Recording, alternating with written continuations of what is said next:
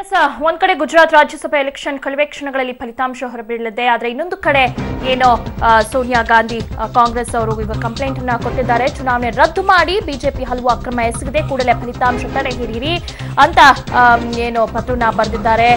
ಚುನಾವಣೆನ ಅಮಾನ್ಯ ಮಾಡಿ ಅಂತ ಕಾಂಗ್ರೆಸ್ ಪತ್ರವನ್ನ ಬರೆದಿದೆ. ಬಿಜೆಪಿಯವರು ಸಾಕಷ್ಟು ಅಕ್ರಮ ಎಸಗಿದೆ ಅಂತ ಕೂಡ ಹೇಳಿ ಪತ್ರವನ್ನ ಬರೆದಿದ್ದಾರೆ.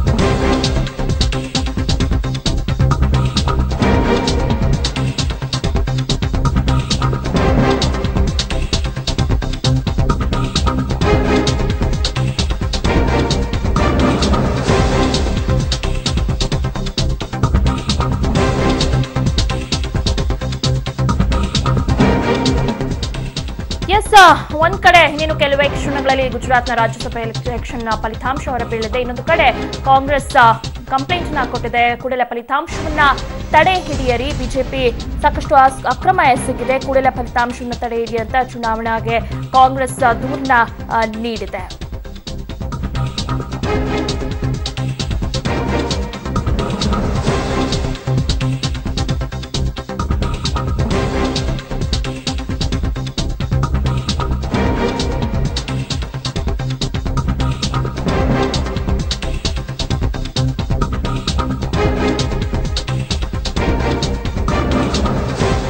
ಪ್ರತಿಷ್ಠೆಯ ಕಣದಲ್ಲಿ ಗೆಲ್ಲೋರು ಯಾರು, ಸೋಲರ್ ಯಾರು? ಬಿಜೆಪಿಯ ಅಮಿತ್ ಶಾ ಮತ್ತು ಸ್ಮೃತಿ ಇರಾನಿ ಗೆಲುವು ಖಚಿತ ಒಂದ್ ಕಡೆ ಆದ್ರೆ, ಅಹಮದ್ ಪಟೇಲ್, ಬಲವಂತ ಸಿನ್ಹಾ ರಜಪೂತ್ ಇಬ್ಬರಲ್ಲಿ ಗೆಲ್ಲೋದು ಯಾರು? ಸೋನಿಯಾ ರಾಜಕೀಯ ಕಾರ್ಯದರ್ಶಿ ಅಹಮದ್ ಪಟೇಲ್ ಗೆಲ್ತಾರಾ?